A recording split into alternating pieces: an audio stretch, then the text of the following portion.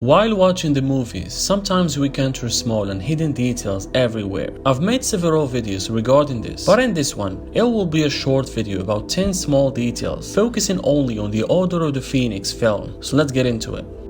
The character of Nigel is not actually part of the novels and was totally made up for the sake of the movies. This is a very rare thing for the films, as they did an excellent job at staying true to the original story. Nigel doesn't play a massive role within the movies, so that is likely why J.K. Rowling was happy to allow him to be added, as she was very hands-on throughout the decision process of the films. As if Hermione and Ron couldn't be any more suited to each other, Order of the Phoenix shows another way. They're clearly linked. They're Patronuses. This is something some might miss when Harry teaches his classmate how to use the Patronus spell. If you look carefully, you will see that Hermione's Patronus is an otter, whereas Ron is a Jack Russell Terrier. Oddly enough, this beloved dog is actually well known for chasing others around, which is exactly what happens with their Patronuses in the film. The Weasley family members were known for being poor, and most of the times using used clothes. It was made clear again in the Order of Phoenix during Dumbledore's army meetings. All the girls are wearing skirts, except Ginny, who is wearing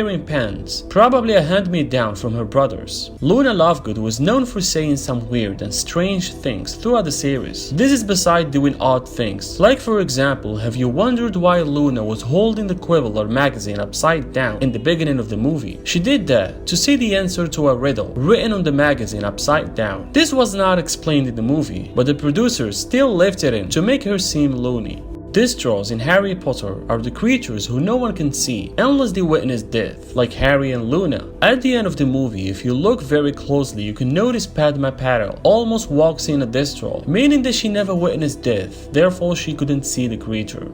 In the Battle of Department of Mysteries, after Harry disarms Lucius, Sirius compliments Harry by saying "Nice one, James." In a flashback, young James is seen disarming Snape, and young Sirius compliments James in the same way. Nice one, James!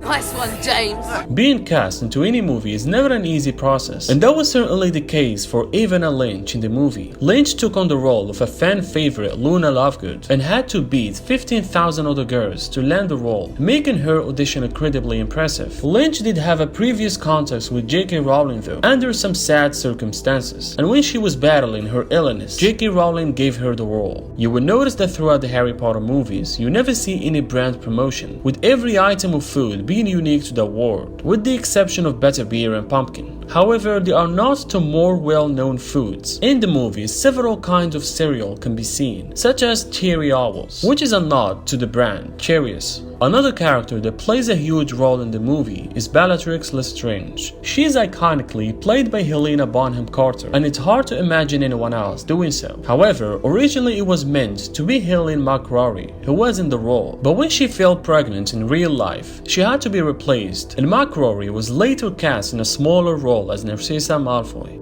There are many ways on how to access the Ministry of Magic. We've seen one of the ways with Mr. Weasley and Harry via Muggle entrance. It was using a classic London phone box. However, if you pay attention to the numbers Mr. Weasley types, it happens to be 62442, the numbers that spell out the word magic on a telephone number. If you want to see more small details in Harry Potter, click on this playlist over here. Thanks for watching, and I'll see you soon.